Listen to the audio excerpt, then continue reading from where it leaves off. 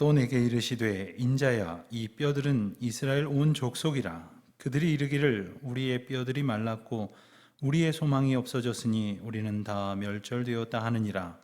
그러므로 너는 대언하여 그들에게 이르기를 주 여호와께서 이같이 말씀하시기를 내 백성들아 내가 너희 무덤을 열고 너희로 거기에서 나오게 하고 이스라엘 땅으로 들어가게 하리라. 내 백성들아 내가 너희 무덤을 열고 너희로 거기에서 나오게 한즉 너희는 내가 여호와인 줄을 알리라. 내가 또 내 영을 너희 속에 두어 너희가 살아나게 하고 내가 또 너희를 너희 고국 땅에 두리니 나 여호와가 이 일을 말하고 이룬 줄을 너희가 알리라. 여호와의 말씀이니라. 아멘. 어느 시대나 그랬지만 언어는 새롭게 창조되어 갑니다. 이전에 사용되지 않았던 말이 나오기도 하고 또 전혀 뜻도 짐작이 안 되는 신조어들도 등장을 합니다. 그런데 그 가운데에 이전에 있던 말들을 줄여서 쓰는 경우가 있습니다. 주로 우리 젊은 세대들이 그렇게 많이 하는데 그러다 보니까 우리가 못 알아듣는 경우가 많이 있죠. 오늘 제가 하나 문제를 내보려는데 여러분 혹시 아시는 단어인지 한번 생각해 보십시오. 현타라는 말입니다. 현타. 손을 들어보시라고 하지는 않겠습니다. 이 말은 현실 자각 타임이라는 말의 줄임말입니다. 현실 자각 타임. 그러니까 내가 생각을 이렇게 하고 있었는데 실상은 그렇지 않고 그리고 현실은 또한 생각한 것과 다르다고 하는 것을 깨닫는 순간 이것이 바로 현타입니다. 물론 비슷한 말이 없었던 것은 아닙니다. 상황 파악을 한다고도 말을 하기도 하고 분위기 파악을 잘 못한다고 혹은 흉을 보기도 하는 의미가 비슷하기도 할 것입니다. 우리가 모든 상황 속에서 지금 이게 어떻게 돌아가고 있는 것인지 여기서 내가 무엇을 깨달아야 하는지를 바르게 정확하게 깨닫는 것은 너무나 중요합니다. 그런데 눈에 보이는 것뿐만이 아닙니다. 이것은 영적인 면에서 더욱 그렇습니다. 눈에 보이는 대로 듣는 것이 아니라 내가 알 만큼의 정도에서 판단하는 것이 아니라 과연 이것이 하나님의 주권 가운데 어떠한 의미를 가지고 있는 것인지 나는 이 가운데 무엇을 행하며 어떻게 살아가야 할 것인가를 깨닫는 것은 너무나 중요하다 하는 것입니다. 만약에 우리가 이것을 바로 깨닫지 못하면 우리는 여러 가지 불신앙적인 현상이 우리에게서 나타날 수밖에 없습니다. 예를 들면 불안해하기도 하고 염려하기도 하고 의심하기도 합니다. 그리고 하나님의 뜻을 구하려고 하기보다는 내 마음대로 행동하려고 할 때도 있습니다. 정작 해야 할 일에서 손을 떼고 어찌할 바를 모를 때도 있습니다. 그러다 보니 내게 주신 사명과 기회를 다 잃어버리게 될지도 모릅니다. 자, 과연 지금 내 눈앞에 펼쳐지고 있는 일들은 하나님의 주권 가운데에서 어떤 일입니까? 특별히 우리가 지금 겪고 있는 이 기가 막힌 세월들은 과연 어떠한 하나님의 뜻 가운데 있는 겁니까? 그리고 우리는 무엇을 해야 합니까? 주님의 은혜 가운데 깨달아가는 우리 모두가 되시기를 바랍니다. 주님의 은혜 가운데에 이 참된 하나님의 계시와 섭리를 발견해가는 우리 영화교회가 되기를 주님의 이름으로 축원드립니다. 오늘 본문 말씀을 보면 에스겔의 현타를 보게 됩니다. 사실 설교 제목을 에스겔의 현타라고 하려다가 이게 무슨 말일까? 그거로 인하여 고민이 너무 많으실까 봐 그렇게 제목을 잡지는 않았습니다만 에스겔이 지금 하나님의 인도하심에 따라서 상황 파악을 하고 있습니다. 현실을 자각하고 있습니다. 어느 날 하나님께서 에스겔에게 환상을 하나 보여주십니다. 오늘 말씀이 기록된 37장 1절 말씀을 보면 여호와께서 권능으로 에스겔에게 임하셨습니다. 그리고 에스겔을 데리고 골짜기 가운데에 두셨는데 그 골짜기에 뼈가 가득했다 했습니다. 그리고 그 뼈는 아주 많고 그리고 바짝 말라 있었습니다. 에스겔에게 하나님께서 보여주신 이 환상의 장소는 아마도 오래전에 큰 전투가 벌어진 골짜기였던 것으로 추정이 됩니다. 그곳에서 많은 사람들이 죽었고 또 그 시신마저도 제대로 수습되지 못했던 것 같습니다. 뼈들이 바짝 마른 것을 보니까 이미 꽤 오래 지난 시절 일인 것 같습니다. 그런데 주님께서 에스겔에게 이 장면을 보여주신 후에 이렇게 물으셨어요. 3절을 보니까 인자야 이 뼈들이 능히 살 수 있겠느냐? 그때에 에스겔은 대답합니다. 주 여호와여 주께서 아시나이다. 무슨 뜻입니까? 주님께서는 하실 수 있는 일일 뿐만 아니라 주님이 뜻하시면 못하실 일이 없다라고 하는 고백입니다. 사람으로서는 안 될 일이지만 하나님께서는 능히 살리실 수 있습니다 하는 현타, 그러한 올바른 상황 파악, 그리고 하나님 앞에서 이것이 무엇인지를 바르게 깨닫는 은혜가 그에게 있었습니다. 사실 인간적으로 생각을 해보면 바짝 마른 뼈 무더기 앞에서 어떻게 그런 생명의 소망을 가질 수 있습니까? 그러나 하나님 앞에 내가 있기에, 하나님의 손에 이끌려서 하나님이 보여주시는 것을 보고 있기 때문에 생명의 주관자이신 하나님께서 능히 이 뼈들을 다시 살리실 것이라고 하는 올바른 깨우침을 에스겔은 고백하고 있었던 것입니다. 하나님의 능력이 아니고선 그 어떤 것으로도 이룰 수 없습니다. 인간들이 숭상하고 있는 그 어떤 우상이나 신이거나 능력자나 마술사라 할지라도 살릴 수 없습니다. 오직 하나님의 능력만이 이 일을 이루십니다 라는 고백이지요. 에스겔이 이 분위기 파악을 잘한 것은 이것만이 아닙니다. 하나님께 능력이 있으시다 하는 것만을 깨달은 것 넘어서 더 중요한 것을 깨달았으니 그것은 바로 이 환상을 에스겔에게 보여주시고 그리고 이 뼈가 능히 살겠느냐라고 물으신 하나님의 말씀 가운데에서 그가 하나님의 마음을 헤아렸다는 거예요. 살리시겠다는 하나님의 마음, 정령 일으키시겠다는 하나님의 놀라운 섭리와 의지를 그는 간파했습니다. 그래서 주님께서 아십니다. 주님께서 뜻하신다면 이루지 못할 것이 없습니다 라는 하나님의 권능에 대한 겸손한 인정을 오늘 본문에서는 우리가 발견할 수 있는 것이죠. 우리는 이 짧은 에스겔과 하나님 사이의 대화에서 주님의 능력, 또 주님의 주권, 주님의 섭리와 사랑과 의지를 우리는 보게 됩니다. 이것을 깨닫는 것이 사실 믿음의 시작입니다.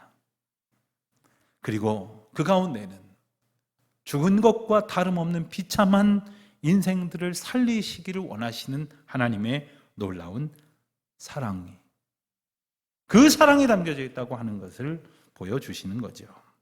자, 그런데 우리가 이쯤에서 한 가지 짚고 넘어갈 게 있습니다. 주님께서는 에스겔에게 환상으로 이 장면을 보여주셨거든요. 실제 하는 일이 아니라 에스겔을 이끌어서 이와 같은 장면을 보여주셨는데, 그리고 에스겔을 통해서 저와 여러분에게 오늘 이 말씀을 주시는데 과연 이 장면의 뜻이 뭐냐는 거예요. 에스겔은 분위기 파악을 잘했는데 이 보여주신 장면은 무슨 의미를 담고 있느냐. 오늘 말씀 11절에서 주님은 그 열쇠가 되는 그 뼈의 존재에 대해서, 본질에 대해서 말씀하십니다. 인자야 이 뼈들은 이스라엘 온 족속이니라. 이 뼈들은 이스라엘 족속이라 이렇게 말씀을 하고 계세요. 그리고 이어지는 말씀에 그 이스라엘 백성들이 가지고 있는 생각과 그들이 하는 말이 이어지고 있습니다. 우리의 뼈들은 말랐고 우리의 소망이 없어졌으니 우리는 다 멸절되었다. 이렇게 말하고 있다는 겁니다. 그러니 마른 뼈들은 소망도 잃어버리고 생명력도 잃어버린 채, 게다가 스스로 소생할 수 없는 죽음의 절망 속에 있는 이스라엘을 가리킨다고 말씀하셨지 않습니까? 그와 같은 형편 속에 있는 이들을 주님께서 살리시겠다고 말씀하시면서 뭐라고 부르셨어요? 이는 내 백성이다. 내 백성이라 이렇게 부르시는 거예요. 그들을 향하여 언약 백성이라고, 거룩한 하나님의 택함받은 백성이다, 이렇게 부르시고 있다는 것을 우리는 기억해야 합니다. 그래서 그들을 그 바짝 마른 뼈와 같은 이스라엘 백성들을 살리셔서 무덤에서 나오게 하시고 이스라엘로 들어가게 하시겠다고 선포하시는 거죠. 여러분, 이 표현을 들으면서 우리는 뭔가 하나의 장면을 떠올리게 됩니다. 무덤에서 나오게 하셔서 이스라엘로 들어가게 하시는 것처럼 그 옛날 노예되었던 절망 가운데 있었던 이스라엘 백성들을 애굽 땅에서 불러내어 인도하셔서 약속의 땅, 생명의 땅, 가나안 땅으로 들어가게 하셨던 하나님의 놀라운 축복을 우리는 떠올리게 될 것입니다. 아니, 우리도 떠올리는데 이스라엘 백성들이 그것을 잊고 있겠습니까? 다시 살리시겠다는 거예요. 그리고 이미 너희 조상적부터 내가 보여준 그 사랑과 능력 그대로 너희를 살리리라고 약속하십니다. 더 놀라운 것은 14절 말씀을 보면 내가 또 내 영을 너희 속에 두어 너희가 살아나게 하리라, 이렇게 분명히 약속을 하고 계세요. 하나님의 영을 그들 가운데에 부어주신다는 거죠. 이 말씀은 내가 너희들 가운데 있겠다, 내가 너희와 함께 하겠다, 내가 너희를 지킬 것이고 너희를 인도하실 것이다 하는 약속입니다. 아멘입니까? 아멘 하신 분은 이 말씀을 내게 주시는 말씀으로 들은 거고, 미처 아멘을 못하신 분은 이 이스라엘 백성들한테 주시는 모양이다 이렇게 생각하셨을 거예요. 여러분, 모든 말씀은 오늘 우리에게 주시는 말씀이에요. 그리고 어쩌면 이 마른 뼈보다 더 바짝 말라버린 소망 없는 인생들에게 주시는 말씀이기도 한 거죠. 예수님께서 부활 승천하시고 그 십자가를 통해 구원을 이루시고 나면 제자들 곁을 떠나게 되실 것을 아셨잖아요. 그래서 제자들에게 뭐라고 말씀하셨습니까? 내가 보혜사, 너희를 돕고 너희와 함께하고 너희를 인도할 성령을 보낼 것이다 라고 말씀을 하셨잖아요. 그 말씀의 뜻은 내가 떠나는 것으로 너희들은 고아와 같이 버려지는 것이 아니라 성령 하나님과 함께함으로 언제나 임마누엘이신 하나님이 너희를 인도하실 것이다 라는 약속을 확인시켜 주신 것이거든요. 이스라엘 백성은 언제나 그 약속 위에 살고 있었습니다. 그리고 오늘 이 말씀을 통해서 다시 내가 죽은 듯 소망 없는 마른 뼈와 같은 이스라엘에게 내 영을 부어주리라, 내 영을 너희 속에 주리라고 약속하신 거죠. 혹시 우리 가운데 정말 나야말로 마른 뼈와 같은 존재다, 아무 소망이 없다, 무엇을 바라봐야 할지 모른다 하는 생각이 드시거든, 우리 이 말씀이 바로 나를 향한 하나님의 약속임을 기억하는 은혜가 있으시길 바랍니다. 자, 그런데 도대체 이스라엘의 형편은 어땠길래 이렇게 바짝 마른 뼈라는 비유를 듣게 되었을까? 한마디로 이스라엘은 죽었다, 이 말씀이에요. 죽었다는 거예요. 소망이 없다는 거예요. 단지 나라가 망하고 그리고 국군이 쇠퇴하였다는 정도가 아닙니다. 영적으로는 이미 완전히 죽었다는 것이고 오래전부터 회복될 기대와 가능성을 갖지 못한 채 극한 절망 가운데 놓여져 있다는 것을 분명히 말씀해 주시는 것입니다. 그런데 그와 같은 이스라엘에게 하나님께서 말씀하시고 생기를 부어 넣어 주심으로 그들이 다시 살아나게 하셔서 큰 군대를 이루게 하셨다. 여러분, 이 얼마나 놀라운 장면입니까? 요즘은 컴퓨터 그래픽으로 하도 희한한 걸 많이 봐가지고 별로 놀라지 않으시는 것 같은데 한번 생각을 해보세요. 그렇다면 우리는 반드시 짚고 넘어가지 않을 수 없는 것이 하나 있어요. 도대체 이스라엘은 어떻게 하다가 이렇게 바짝 마른 그런 뼈 같은 그런 상황이 되었을까? 우리가 조금 역사를 거슬러 가보면 이 에스겔은 바벨론이 유다를 침공했을 때 포로로 끌려갔던 사람이었죠. 그는 포로되어서 바벨론에 가서 사는 동안에 조국 유다가 망했다는 소식을 듣게 됩니다. 그리고 얼마 뒤에 그는 선지자로 부름을 받고 그 포로된 이스라엘 백성들 틈바구니에서 선지자로 활동을 합니다. 그리고 하나님께서는 그를 통하여 메시지를 선포하셨어요. 그 가운데 가장 중요한 것은 뭐냐면 무슨 죄로 유다 이스라엘 백성이 멸망하게 되었는가를 깨닫는 것이고, 그리고 하나님께서 돌이키실 것이라고 하는 약속과 그때까지 그 약속을 믿고 의지하며 견디어내라 하시는 메시지였습니다. 자, 어떻게 하다가 이렇게 망했느냐? 에스겔을 비롯한 많은 선지자들을 통해서 아주 명료하게 말씀을 하십니다. 하나님을 온전히 섬기지 않았다는 거예요. 여러분, 우리 지금 하나님 믿는다고 고백합니다. 그런데 정말로 온전히 섬기고 있는지는 주님의 주권 앞에 겸손히 비춰봐야 해요. 두 번째로는 하나님을 제대로 못 섬겼던 까닭에 지은 죄겠지요. 우상을 섬겼다는 겁니다.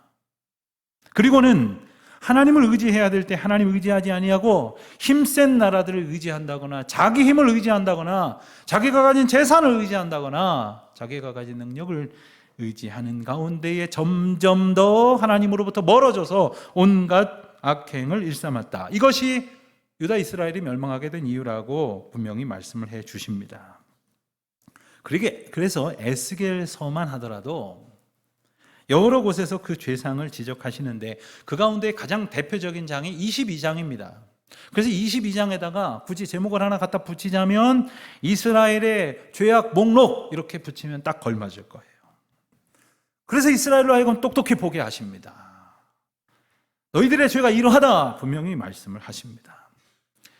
여러분 보실 것도 없습니다. 그 한 장 전체가 다 그러한 죄로 가득 차 있는데 함축적인 한 절만 본다면 22장 4절은 이렇게 전하고 있습니다.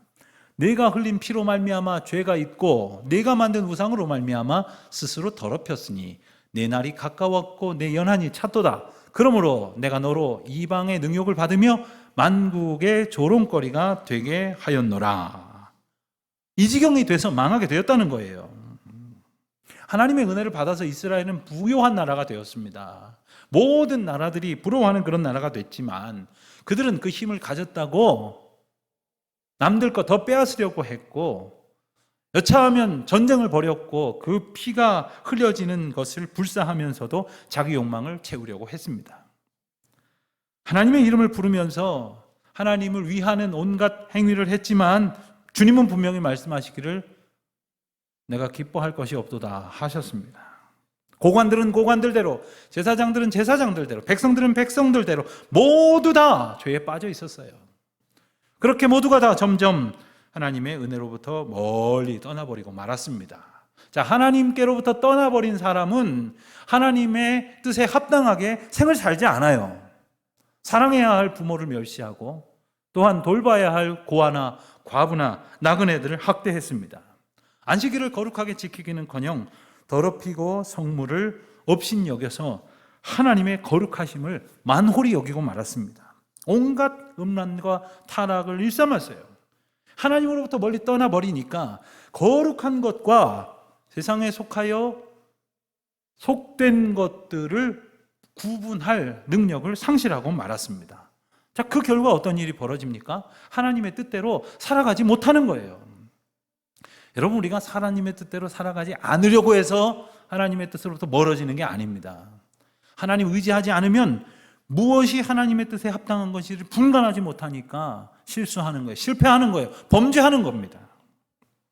더 큰 문제는 그러다 보니까 하나님을 온전히 의지하지 않게 되었고 아무거나 갖다 나의 복을 비는 우상으로 삼았습니다. 이스라엘 백성들은 주변에 많은 나라와 이렇게 접경하고 있었어요. 근데 그들마다 다 저마다의 우상을 가지고 있었거든요. 그러니까 저기다도 절해서 저 우상이 줄 것이라도 받고 또 저기다도 얻고 저기다도 얻고 아무 데나 가서 머리 숙이는 거예요. 동남아시아 같은 곳에 어떤 부족에 가서 전도를 해보면 의외로 예수님을 전했는데 순순히 믿겠다고 하는 경우가 있어요. 그래서 제가 너무 감격해가지고 이 전도가 이렇게 쉽게 되다니. 그래가지고 예수님이 십자가에 달리신 십자가 모형 같은 것을 기념으로 이렇게 건네주면 그걸 갖다가 자기네 집 벽에다가 이렇게 거는데 가만히 보면 온갖 게 다 걸려 있어요. 그들은 이것도 믿고 저것도 믿고 이 복도 받고 저 복도 받겠다는 거예요. 그런데 문제는 만군의 주이신 여호와 하나님을 아는 자들이 그러고 살아간다는 거죠. 주님을 만홀히 여긴 까닭에, 하나님이 하나님이신 줄을 잊어버린 까닭에 하나님 앞에서 절대로 해서는 안 될 죄를 짓고 말았던 겁니다. 뿐만 아니라 우리가 얼마나 하나님 앞에 소중한 존재인지도 모르고 그냥 썩어질 것들에 가가지고 엎드려서 절하고 빌고 있었다는 것이죠. 근데 우상을 섬기는 근본적인 이유를 본다면 그것은 무엇에다가 절을 해서라도 내가 얻고 싶은 것을 얻겠다는 탐욕으로부터 비롯된 거예요. 내가 원하는 것을 얻게만 해준다면 아무데나 가서 엎드리는 겁니다. 그것이 우상 숭배의 근본적인 원인이기에 우리는 이 욕망으로부터 자유로워질 수 있도록 주님의 은혜 앞에 늘 찬송하며 감사하며 주님께 영광 돌려드리는 삶을 살아가야 할 줄로 믿습니다. 여러분, 하나님이 주신 질서에 의지하여 살아가지 않으면 세상의 무질서의 노예가 되고 마는 것 아닙니까? 이것이 이스라엘이 심판을 면치 못할 이유였습니다. 자, 그런데 이와 같은 죄상 가운데에 있었던 이들이 이스라엘 백성들 뿐만이었을까? 저는 오늘 말씀을 묵상하면서 22장 말씀을 읽어보니 한 번 읽고는 지나갈 수가 없더라고요. 또 읽고 또 읽어보았더니 이게 이스라엘의 죄악뿐만 아니라 고스란히 오늘을 살아가는 우리의 죄와 다름이 없다는 것을 깨닫게 되었습니다. 그렇다면 오늘 우리도 하나님의 진노에 그 징계의 대상일 수밖에 없는 거예요. 아니, 이미 우리가 몰라서 그렇지 바짝 말라버린 뼈로 살아가고 있는지도 모르겠어요. 우리가 서로 보니까 서로 다 그저 그런 눈으로 보니까 다 멀쩡한 줄 알지만 다 죽어가고 있는지도 모르는 거예요. 교회들을 보면서 다 서로가 자기 수준에서 보고 있으니까 죽어가고 있는 건지도 모르는 형편은 혹시 아닙니까? 하나님을 바르게 섬기지 않고 하나님을 온전히 의지하지 않으면 우리는 나약하고 어리석기 때문에 아무거나 의지하는 거예요. 그러다 보니까 거룩한 것, 속된 것 구별하지 못하고 아무데나 가서 엎드려 놓고 아무렇게나 열심히 살아놓고는 나름대로 하나님 앞에 성실과 인내로 살았다고 스스로 기만하고 있는 것은 아닐까 하는 생각을 해보게 됩니다. 오늘 우리는 이 말씀을 보면서 그 마른 뼈들이 되살아나서 큰 군대를 이루게 하신 하나님의 놀라운 기적의 장면을 잠깐 좀 우리 머릿속에 넣어둘 필요가 있겠어요. 하나님께서 에스겔을 그 가운데 보내십니다. 그리고 에스겔로 하여금 하나님의 말씀을 선포하게 하셨어요. 그래서 하나님의 계시를 대언하니까 놀라운 장면이 펼쳐진 겁니다. 막 널려 있는 거죠. 여러분, 킬링필드라는 영화를 보셨습니까? 혹은 이 캄보디아 같은 나라에 가셔서 이렇게 그 뼈들이 막 모여 있도록 그렇게 아직도 남겨져 있는 그런 유적지들을 보셨습니까? 그렇게 있던 뼈들이 그 하나님의 말씀으로 인해서 움직이더니 이리저리 뒤틀리더니 덜그럭덜그럭거리면서 제자리를 찾아가는 거예요. 힘줄이 이어지고 그 위에 살이 덮이고 그리고 살가죽이 덮여져서 육신으로 회복되었다는 것이에요. 이 얼마나 놀라운 장면입니까? 1부, 2부 때도 그러시더니 뭐 크게 놀라시지는 않는 것 같아요. 요즘은 하도 놀라운 장면들을 하도 많이 보니까. 그러나 한번 생각해 보세요. 마른 뼈가 육신을 회복한다니 어찌 이런 일이 있을 수 있습니까? 그러나 더 우리가 정확하게 봐야 되는 것은 그럼에도 불구하고 그건 육신뿐이었다는 거예요. 그 안에 여호와의 영이 들어가 있지 않으면 고깃덩어리에 불과하다는 거예요.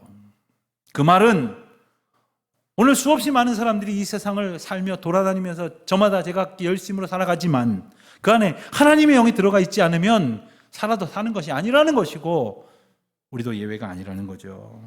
주님이 살리시겠다고 선포하신 그 대상은 놀랍게도 바짝 마른 뼈였다는 거예요. 산소망을 둘 수 없는 그런 것이었죠.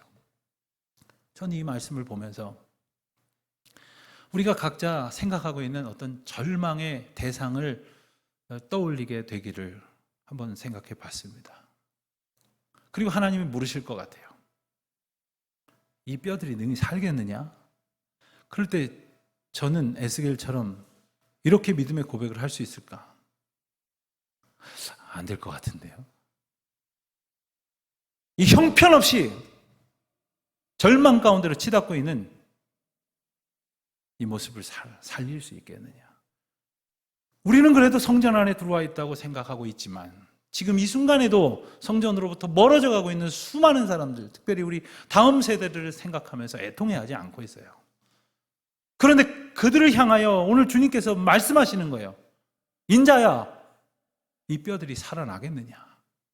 그런데 우리가 그 질문 앞에서도 무감각하고 있는 것은 아니냐는 거예요. 사랑하는 성도 여러분, 주님께서 우선 우리 마음 가운데 물으십니다. 우리 마음을 살리시기 위해서 물으십니다. 우리 가정을 두고 물으십니다. 우리 교회를 두고 물으십니다. 이 사회와 이 나라와 이 민족을 두고 물으십니다. 이 뼈들이 능히 살겠느냐? 이제 주님의 은혜와 주님께서 말씀으로 살을 입히시고 그 코에 생기를 불어넣어 주심으로써 여호와 영이 임하게 하신 것처럼 주님의 거룩한 역사가 이루어지기를 기다리는 주의 자녀들, 주의 백성들 다 되시기를 주님의 이름으로 축원드립니다. 기도하겠습니다.